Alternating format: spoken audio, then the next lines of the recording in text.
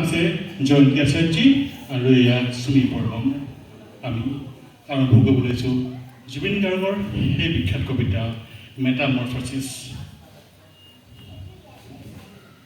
আনৰ এমুঠি পোহৰ তুমি যেন আকাশৰ শুকুলা ঘোঁৰা দি থকত এটি মিঠা হাঁহিব।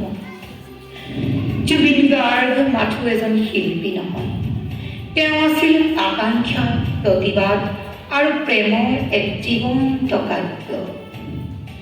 ঈশ্বৰ পুত্ৰ জুবিন গাৰ্গৰ পবিত্ৰ সত্তাই ধৰ্ম জাত পাতৰ বিচাৰ ভেদি মৰমৰ সুৰেৰে সমাজক একতাৰে বান্ধিবলৈ কৰা এক সাংস্কৃতিক অভিমানৰ এয়া এক অমৰ যাত্ৰা। তেওঁ এক সোণালী কণ্ঠ, এক প্ৰতিবাদী সত্তা, এজন নিৰ্ভীক কবি। মেটামৰফচিছ।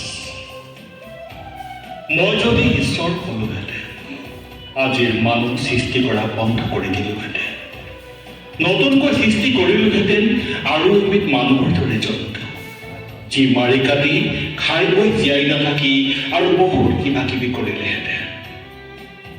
প্ৰতি শৰতৰ প্ৰভাতী ফুলে ক'ব তোমাকেই মোৰ কথা, প্ৰতি মেঘালী নিশা জোনে ক'ব তোমাকেই মোৰ ব্যথা।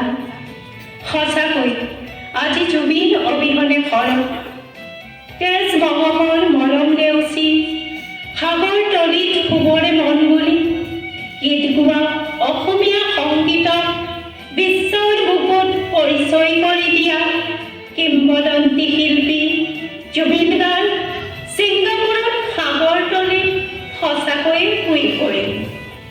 দিলোহেঁতেন এটা মস্তিষ্ক, যাৰ কাম চিন্তা কৰা শুদ্ধভাৱে, যি মস্তিষ্ক দৌৰিব অনুভূতি ভাৱে, উচ্চাকাংক্ষা আৰু দূৰদৰ্শনৰ অনিৰ্বাণ অশ্বমেধ পুৰা, যি মস্তিষ্কত আস্ফালিত হ'ব পৰিৱৰ্তন, আৱৰ্তন আৰু নিয়ন্ত্ৰণৰ ন সূত্ৰ। দিলোহেঁতেন আৰু এজুৰি হাই পাৱাৰ চকু, যাৰ মাজেদি সকলো সঁচা বস্তু দৃশ্যমান। দিলোহেঁতেন দুখন এক্সট্ৰা কাম, শুনিবলৈ সকলো অস্ফুট শব্দ, উশাহ নিশাহ, হুমুনিয়া, হতাশা আৰু সময়ৰ অনুধ্বনি। An artist is the voice of his times, think globally, sing locally.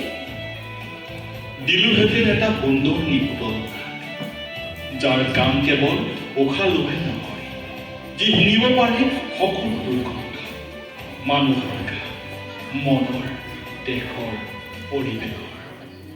দিলোহেঁতেন এখন মুখ আৰু এটা ডিঙি, যাৰ শব্দই নমাব পাৰে ব্ৰহ্ম, ভেদিব পাৰে সকলো মিথ্যা আৰু অমানৱীয়তা। দিলোহেঁতেন এযোৰ বাহু, এহেজাৰ ভীমৰ শকতিৰে ভৰপূৰ, যি আদৰিব পাৰে সকলো ভুল, সকলো দুষ্কৃতি। Every man is a poet when he is in love. Zubeen গাৰ্গৰ গীত মানে নৱপ্ৰজন্মৰ বাবে এক উৎসৱ। দিলোহেঁতেন এখনি বুকু, আকাশৰ দৰে উদাৰ, সাগৰৰ দৰে বিশাল, য'ত নাথাকে কপটতা, যিখন বুকুত আশ্ৰয় পাব হেজাৰ মানুহৰ দুখ সুখ আৰু সপোন। দিলোহেঁতেন এটা পেট, যি কেৱল খাবলৈ নিশিকি এৰিবলৈও শিকিব আনৰ বাবে। দিলোহেঁতেন এটা যৌনাংগ, য'ত শিল মিলাই ফুৰিব সহস্ৰ বুদ্ধৰ বীৰ্য। দিলোহেঁতেন দুখন ভৰি দৌৰিবলৈ, ভৱিষ্যতৰ বাবে সুন্দৰ বসন্ত, যাৰ সতে ভগৱান হ'ব অলেখ অদ্ভুত সপোন, উদিত সূৰ্য, ৰঙীন আভাৰ সতে বিলীন হ'বলৈ। কিন্তু মই ঈশ্বৰ হ'ব নোৱাৰো, মোৰ সময় নাই, মই সীমাবদ্ধ নিজৰ মাজত, জীৱনৰ দীনতাৰ মাজত। মোৰ সহস্ৰজনৰ বাবে গীত গাই গাই দৰিদ্ৰজনৰ ভগৱান হৈ সমাজৰ ভালৰ হকে অগ্ৰবোধ হৈ আজি তেওঁ ঘূৰি পৰিছে টোপনিৰ অনন্ত শয্যা।